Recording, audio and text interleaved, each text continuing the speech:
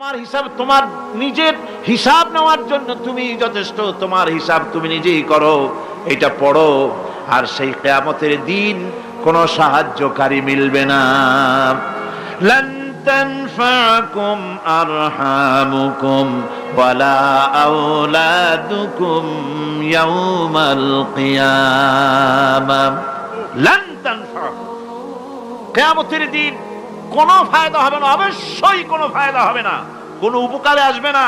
কিয়ামতের দিন তোমার সন্তান, তোমার স্ত্রী, তোমার মাল, তোমার সম্পদ কোনো উপকারে আসবে না। কিয়ামতের ময়দানে সেদিন সব তোমার সাথে বিচ্ছেদ করবে, সব পালায় যাবে। সেখানে উৎকোষেরও কোনো কারবার নাই যে ঘুষ টুস দিয়া, ফেরেশতাদের কোনো রকম বুঝবাজ দিয়া, আলাদা কোনো চোরাগলি পথ দিয়া একেবারে ফুট করে ভেসতে চলে যাবেন, এমন কোনো সুযোগ নাই। অনেকে বলে হুজুর এমন কিছু দোয়া শিখায় দেন যাতে ওই সব জেহাদ বোমা এগুলি খুব ভয় পাই, ওসব রাস্তা টাস্তা না, খুব সহজে কিছু দোয়া দুরূদ করিয়া আস্তে করে জান্নাতে চলে যাওয়া যায়, এরকম একটা দোয়া, এরকম একটা পথ বলে দেন। আমি বলি ভাই, এরকমের কোন চোরাগলি আমার রাসূল আবিষ্কার করতে পারেন নাই, আল্লাহর পয়গম্বরের ওই ধরনের কোন পথ আবিষ্কার করতে পারেন নাই। সেখানে কিয়ামতের দিন কাউকে উৎকোষ গ্রহণ করার কেউ নাই, উৎকোষ দেওয়া যাবে না। আর উৎকোষ দিবি না বা কি, আপনার কাছে কিছু নাইও, থাকলেও নেওয়ার কেউ নাই।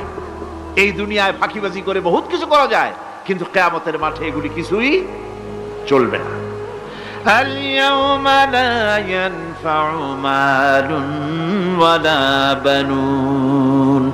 কিয়ামতের দিন ধন, সন্তান, সন্ততি আর সম্পদ কোনো কাজে লাগবে না। সেদিন শুধু আমল, আমল যদি ভালো হয় কাজে লাগবে, আমল খারাপ হবে সব শেষ হয়ে যাবে। আল্লাহ রাব্বুল আলামিন নবীজিকে ডেকে বলেছেন, নবী আপনি বলেন, কুল মা কুনতু বিদআম মিনার রাসূল, আপনি বলুন আমি কোন নতুন রাসূল নই, আমার আগে অনেক নবী রাসূল পৃথিবীতে এসেছেন, তারা বিদায় হয়ে গেছেন। আমি জানি না কিয়ামতের দিন আল্লাহ রাব্বুল আলামিন আমার সাথে কি ব্যবহার করবেন, আর আমি এও জানি না যে কিয়ামতের দিন আল্লাহ পাক তোমাদের সাথে কি ব্যবহার করবেন। এই আয়াত নাযিল হওয়ার পর আল্লাহর হাবিব তার মেয়েকে ডাকলেন, জামাইকে ডাকলেন, নাতিদেরকে ডাকলেন, আহলে বাইতদেরকে ডাকলেন, আর বললেন, ও আমার মেয়ে, কলিজার টুকরা ফাতেমা গো শোনো, কেবলমাত্র আয়াত নাযিল হয়ে গেল, আল্লাহ পাক আমাকে শোনায়ছেন কিয়ামতের দিন আমি জানি না আমার সঙ্গে কি ব্যবহার করা হবে, আর এও জানি না যে তোমাদের সাথে কি ব্যবহার করা হবে। ও আমার কলিজার টুকরা মেয়ে ফাতেমা, কিয়ামতের দিন মুহাম্মদ সাল্লাল্লাহু আলাইহি সাল্লামের মেয়ে, এই হিসাবে তোমার নাজাতের ফয়সালা হবে না। ও আমার কলিজার টুকরা নাতি হাসান আর হোসেন, কিয়ামতের দিন মুহাম্মদ সাল্লাল্লাহু আলাইহি সাল্লামের নাতি হিসাবে ফয়সালা হবে না। ও আমার জামাই হযরতে আলী, কিয়ামতের দিন আমার জামাই হিসাবে নাজাতের ফয়সালা হবে না।